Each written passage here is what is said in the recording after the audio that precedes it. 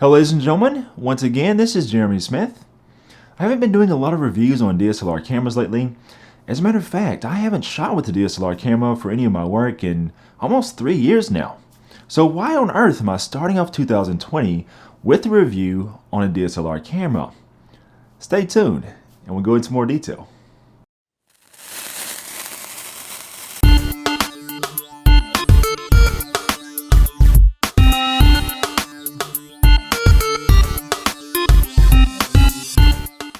So 2020 is a very big transitional year for Nikon and Canon especially, because right now the switch to mirrorless is in full effect. I know this is not going to be a mirrorless versus DSLR video. We'll get to that later on. But yeah, it's pretty interesting to see how Nikon and Canon are coping with things. As more of the market shifts towards mirrorless cameras, Nikon and Canon have this very gargantuan task of not only making compelling mirrorless models, but they also have to come out with compelling DSLRs to support their existing user base, because obviously there's a lot more Nikon and Canon DSLR users than mirrorless users at this point. And that, my friends, is where the Canon 90D comes into the picture. Yes, I do realize that the Nikon D780 is coming as well, but this camera was the first DSLR camera that's come out lately that's really started to give us a lot of those very mirrorless-centric features in a DSLR body. So with this one, we do see a lot of the different eye autofocus technologies, kind of like how we see on the Canon EOS R, for example, and the RP. We get all that, plus we also get the ability to do 4K video with no crop. So I mean, that's a big deal. We also get 1080p at up to 120 frames a second. So a really big step forward on this one. And the thing is, even for me, you guys know that I am a mirrorless camera user exclusively, and I'm definitely futurist minded. I do respect the fact that there are a lot of people out there that just do not like mirrorless cameras. A lot of people really want to have that traditional optical viewfinder, and a lot of people like the larger body. So yeah, this camera gives you that, and it gives you some of those mirrorless centric features all in one design. So I think this is a very nice camera for us to start off looking at in 2020. Anyways, I'm not going to go ahead and just keep on babbling on. Let's go ahead and take a closer look at this camera in more detail. Taking a closer look at the Canon 90D, you guys will notice that it looks very similar to the 80D that it replaces. There's really not a whole lot of changes around the front. If I pick this guy up though and take a look at the rear, you'll notice that we now have a focus joystick. So this is really cool. So now this camera is basically like some of its higher end siblings, like the 7D Mark II and the 5D Mark IV. We can go in here and press our focus selector button, and we can now use our joystick to change our focus points. So it's very nice to be able to do that, as opposed to having to rely solely on the directional pad, although you can still use it too if you'd prefer it. Looking over at the ports on the camera, everything looks very similar here. Unlike the Rebel T7i, which is directly below this, and yes, there is no 77D at this point, by the way, guys. Canon, they have discontinued that camera. So yeah, if you compare this to the Rebel T7i directly below this range, that camera does not give you a headphone jack, but this camera does give you the microphone as well as the headphone jack, so you can monitor your sound. You do also have a remote jack down here, which is very nice if you're going to do some long exposure photography. And even though a lot of specs I read on this camera were actually wrong, a lot of spec sheets out there say that this camera uses USB-C.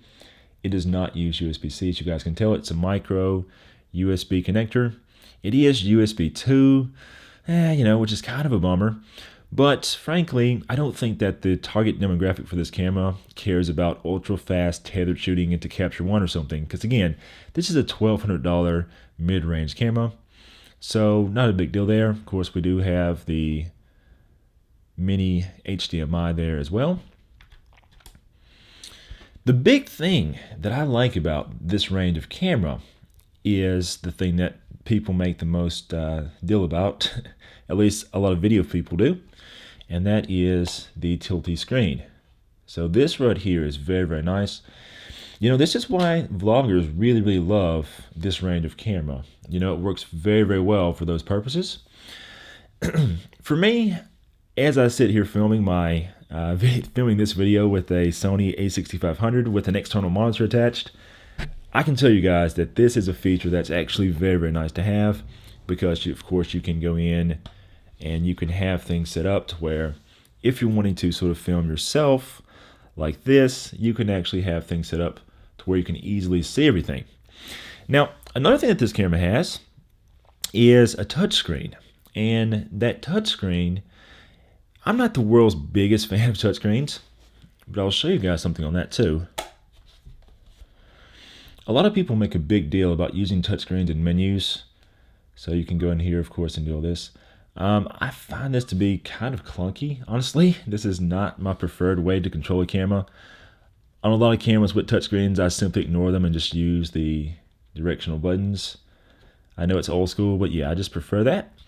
However, I do like having touchscreens in a couple of areas on the camera. And one area is if we're wanting to go in here and sort of like do the whole tap to focus thing. It can be very, very nice to have our touchscreen implementation there. The other area where the touchscreen comes in very handy is if you're in this quick menu. So Canon's quick menu basically just gives you access to the things that you want to change, well, quickly. So if you're in live view, you can see this is what it looks like. If you're not in live view and you press your quick menu, you can basically change things back on this screen. So that's how that works out. Now here, this is the area where the touchscreen, again, is not a deal breaker really. You can still just navigate to things.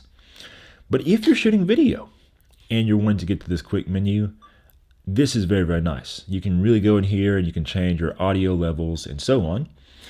And this is particularly nice when you're taking advantage of the tilty screen, because then you have the camera something like this. And then you have absolutely no idea what you're pointing at, you know? Well, sorry, you know what you're pointing at, but you have no idea where the camera's buttons are. It's not like you can really like reach over behind the camera because you're looking at the screen. So this is where it's nice to go in and tap the quick menu, and you can go in here and change your audio levels quickly, for example, and have access to everything. So that works out very, very well as far as I'm concerned. So continuing this theme of video features and video capability on the 90D, there are a lot of different frame rate options here. As I mentioned, there is an option to do 4K now without a crop factor, which is really, really awesome. So you can go in there and you can actually disable the crop factor, and you can do up to 4K at up to 30 frames a second. No 24 frame a second option here, but not a deal breaker, but it is worth mentioning. So we can go in there and change that. Now you do have the option of doing a crop factor in 4K if you want to. You can actually come in here and disable or enable that by here. Now it does give you a little message here noting that the camera may shut down if it gets very, very hot. And I got to thinking about this. So what is the difference between shooting 4K in the crop versus the not crop? And as best I can tell, the 4K with the crop is using an oversampling method, which basically is taking all the pixels from the sensor and kind of like squishing them down. That's a technical term. It's basically doing some mathematical processing to scale everything down. So that gives you, in theory, should give you the sharpest 4K footage. I have to do some testing there in the future to see how that pans out. I did notice a little bit more rolling shutter whenever you're using the 4K crop mode, which makes sense because you're now taking all these pixels and you're adding latency because they're having to all be processed. So I saw a little bit more rolling shutter artifacts there. Now, if you go into the non 4K crop mode, then that appears to use a pixel bending method where they're basically taking more than one pixel in the sensor and using it as one. So not nearly as much rolling shutter in that mode. Again, that should result in theoretically a little bit sort of less sharp video. But again, further testing will have to happen there. Let me know if you guys want to see me do more testing about that. We also noticed here that we can do some other quality settings as well. We can do full HD also. So you can see that we can actually do up to 60 frames a second there. Now, if you want to do the 120 frame a second option, you have to go into your high frame rate and enable that. And it does let you know that whenever you're in this mode, you don't get autofocus and you don't get any sound as well. So not a huge deal really, because you're probably going to be doing that sort of thing if you're going to be doing a very setup and sort of very planned video.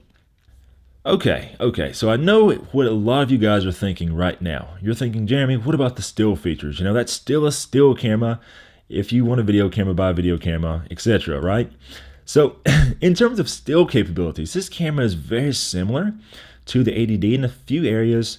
It does still have a very similar 45-point autofocus system. And this is one area where, you know, this camera does outperform the 7D Mark II in a lot of areas. Obviously, it's 32.5 megapixels. It can do up to 10 frames a second.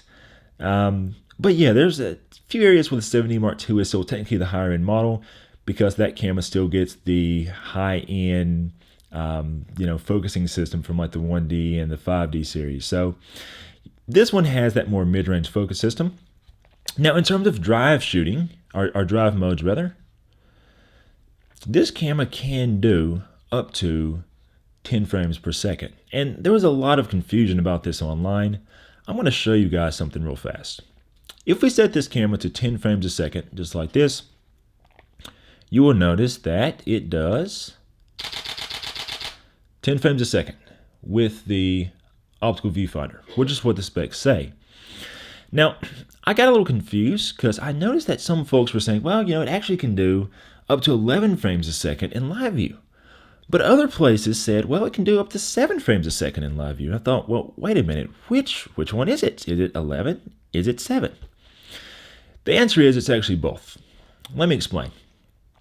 If we go into our live view, actually, I'll go ahead and do the optical viewfinder again.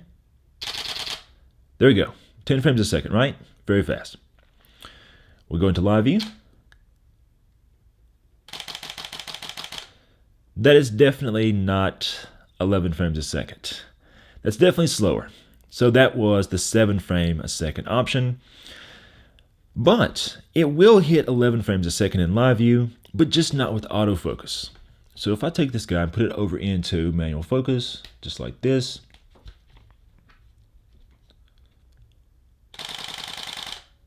$11 frames a second. So that's how the drive modes play out. So if you guys are doing action, kind of bear in mind how that works. Now, one other thing that's kind of part and parcel with all that is to say, this camera does support some of the newer and faster card technologies. This camera is one slot. Again, 7D Mark II is still a higher end camera because it has dual card slots. Yes, the 7D Mark II is very old. And no, I would not buy one at this point. I'd probably still buy the 90D over the 7D Mark II. For most uses, I still think this is going to be the better way to go.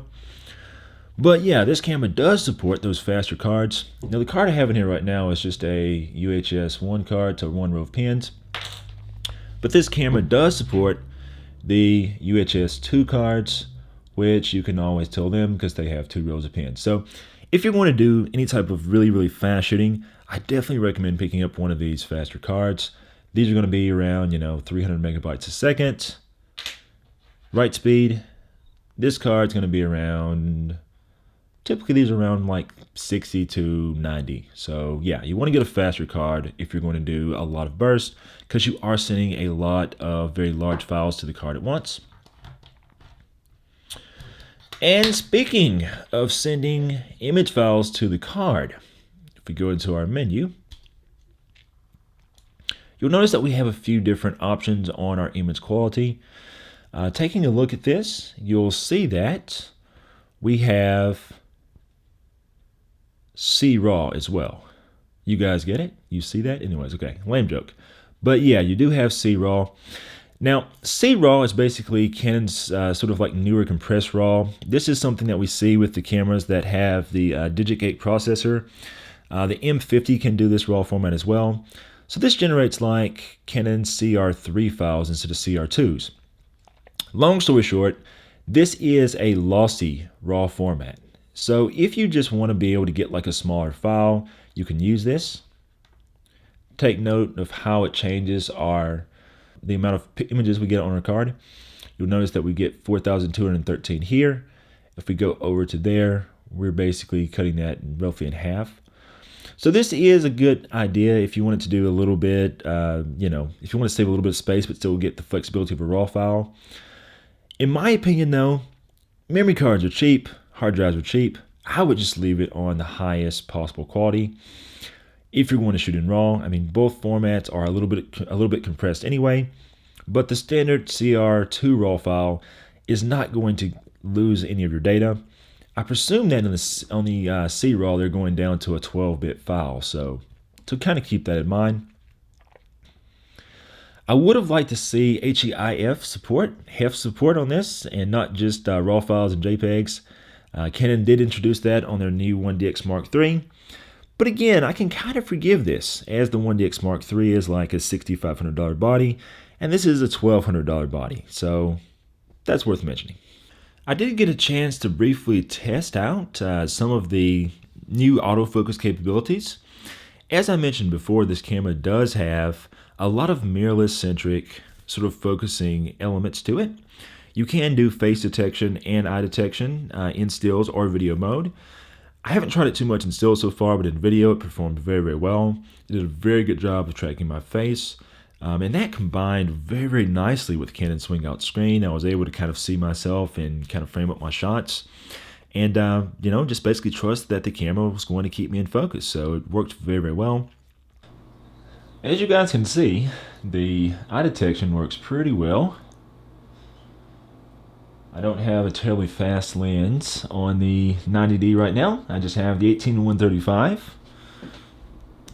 And this is the older SEM flavor, just because I had that lens lying around. I didn't have the newer one, but you can see that we are doing very, very well. Focus is very quick, as you could imagine. I'm going to turn around and see what happens.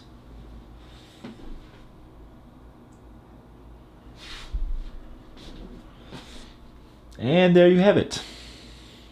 A couple other little things that I noticed about the camera. Testing it in terms of still image quality does very, very well. I am going to put a few samples in the description. As I spend more time with the camera and shoot with it, I may go back and update some of these samples. But generally speaking, big takeaway from all this that I've seen so far is that the new camera's sensor does produce much more resolution. But we don't see the downside that we used to see in the past, where they'd increase the resolution and it would hurt our dynamic range and it would hurt our high ISO performance. Back in the day when Canon went from the 40D to the 50D, I mean, they made a jump from 10 to 15 megapixels. And a lot of people hated the 50D because the image quality at high ISO kind of suffered. Thankfully, this is 2020. We don't really see that happen anymore. This camera does really, really well. I shot at high ISO and it still, kept the grain under control. Dynamic range seems to be very, very similar to the 70D, which is a very, very, impressive accomplishment on Canon's part. Going from a 24 megapixel sensor up to 32.5 megapixels and still maintaining that dynamic range, that's something that they did a very, very good job with. I'll kind of let you guys look at those samples and let me know what you think in the comments. And tell me what else you want me to test on this camera. I know that this video has been kind of long already, but there's definitely some things we could refine on and kind of go into more detail about at a future date. Be sure to follow me on social media. I am known as Photog J the Great. I'm pretty sure that I'm still great in this decade, maybe even greater in this decade than the last one. Also, thanks to Bedford Camera and Video for providing this camera for me to do some testing on. And if you guys feel inclined to purchase this camera, purchasing through them will help me out a little bit. You guys can go to their website, which is bedfords.com. And if you do buy anything, just use my coupon code, which is the Great. And yes, I know that it gives you a discount that's not so great, which I think you get like a whole whopping $1 off your order. Yes, I am working to get a better deal for you guys on that, but at any rate, your support is very well appreciated. Until next time, this is Jeremy Smith, signing off.